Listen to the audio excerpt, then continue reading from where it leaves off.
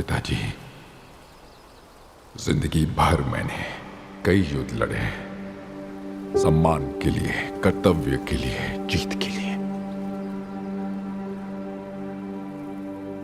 पर आज किस्मत ने मुझे वो दिया है जिसकी मैंने कभी चाह नहीं की।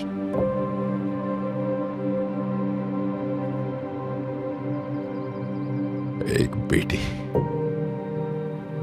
तूफानों से अनछुई एक मासूम जिंदगी। मुझे सभी परम पिताओं की शक्ति दीजिए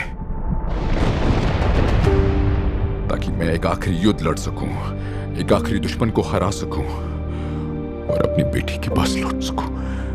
एक योद्धा बनकर नहीं, सुकून बनकर।